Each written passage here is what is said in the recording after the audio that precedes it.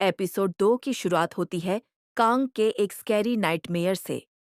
सपने में वह दोबारा जोसन पैलेस में होती है। किंग पहले उसके साथ सॉफ्टली फ्लर्ट करता है, यूएस के करीब आता है और कैंग को लगता है शायद सब ठीक हो जाएगा। लेकिन अगले ही सेकंड उसका एक्सप्रेशन कंप्लीटली चेंज हो जाता है। वो कंग को फोर्सफुली पॉइजन का बोल पकड़ा देता है। कंगदार कर पीछे हटने की कोशिश करती है, लेकिन उसकी आवाज कोई नहीं सुनता और जैसे ही वह पॉइजन पीती है, उसकी आंख खुल जाती है। वह हेवीली सांस लेने लगती है। क्लियरली उसका पास्ट अभी भी उसका पीछा नहीं छोड़ रहा।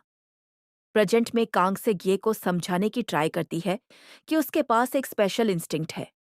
वह प्राउडली बोलती है कि उसने अपनी लाइफ में कई असैसिनेशन अटेम्प्ट्स सरवाइव किए हैं और इसलिए वो इजीली डेंजर सेंस कर लेती है।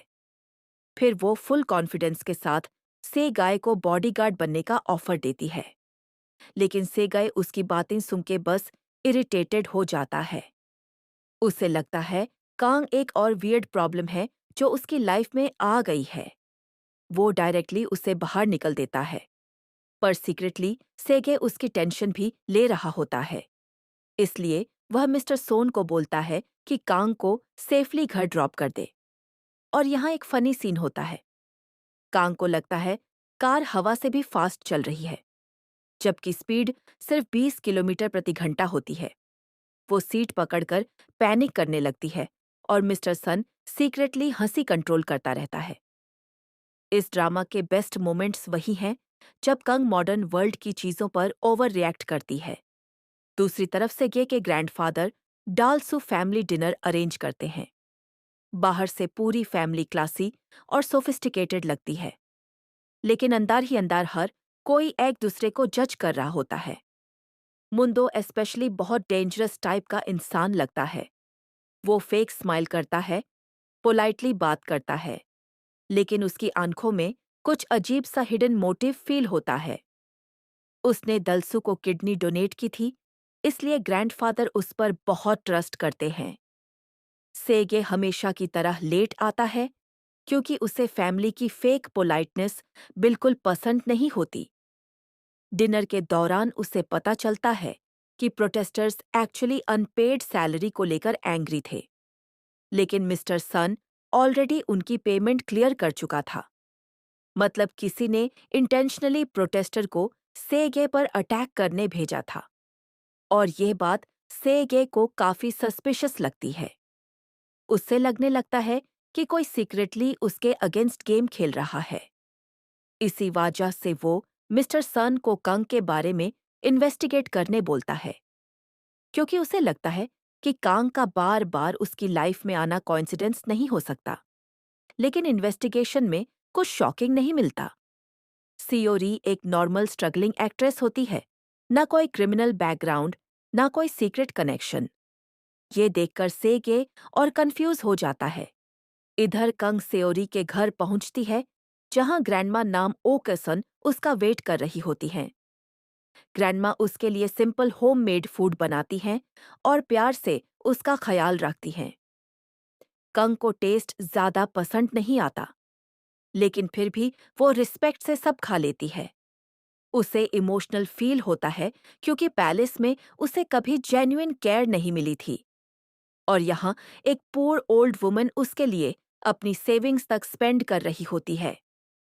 ग्रैंडमा प्राउडली उसे थोड़े पैसे देती हैं और बोलती हैं कि वो फ्यूचर में सक्सेसफुल एक्ट्रेस बनेगी। ये सुन के कांग का एक्सप्रेशन सॉफ्ट हो जाता है। उस मोमेंट में शायद पहली बार उसे लगता है कि इस नए वर्ल्ड में भी कोई उसका अपना हो सकता है।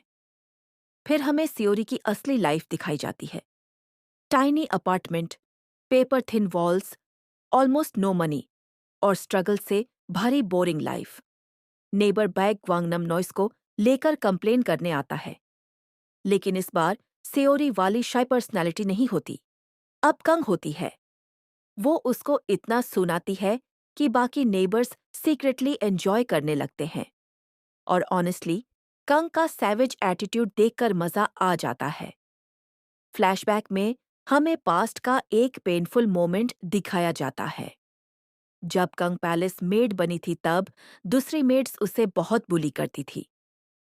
एक दिन वह उसे वुडन बॉक्स में बंद करके एम्पटी कोर्टयार्ड में छोड़ देती है।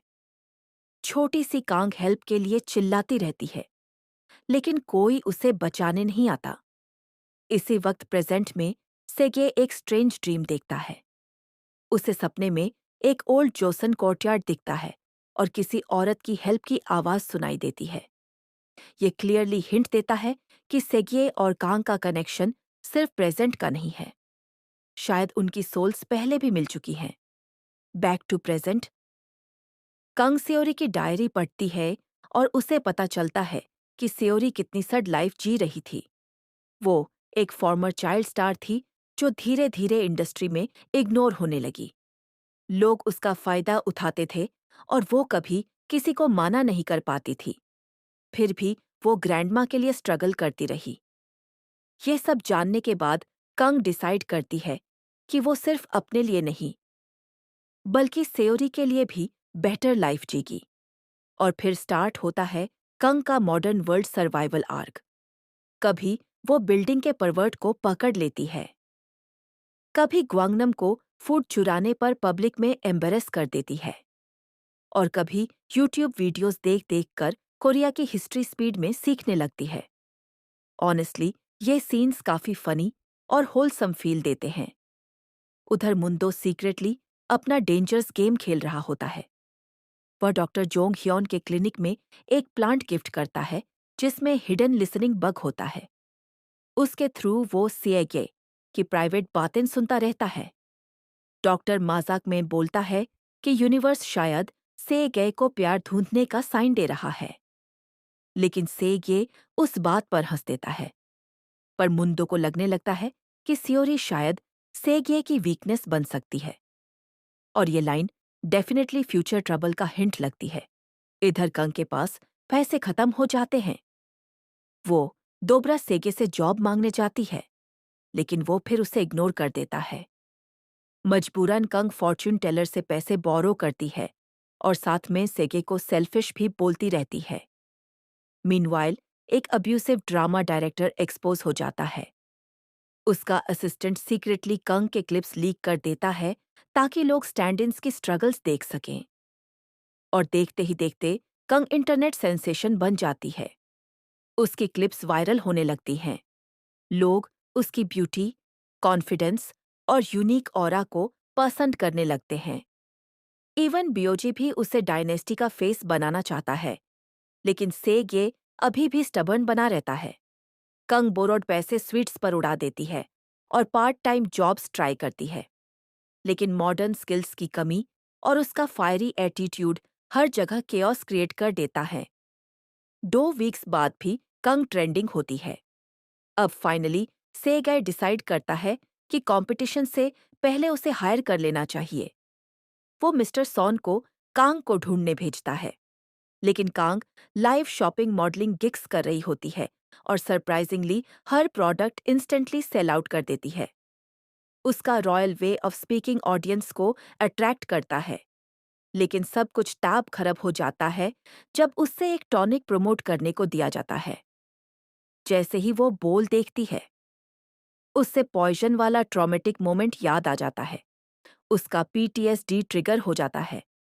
वह पैनिक में सेट से भाग जाती है और डायरेक्टर गुस्से में उस पर हाथ उठाना चाहता है।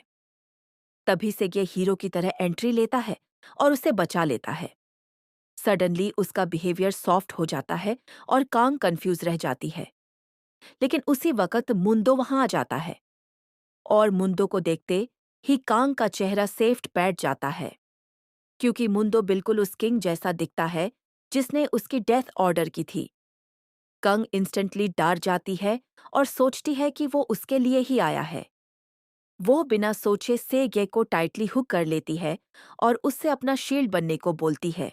सेगे पूरी तरह शॉक्ड रह जाता है और एपिसोड के एंडिंग में एक इमोशनल फ्लैशबैक दिखाया जाता है। पास्ट में एक आदमी जो बिल्कुल सेगे जैसा दिखता है, हाफ मास्क पहनकर वुडन बॉक्स से कांग को रेस्क्यू करता है।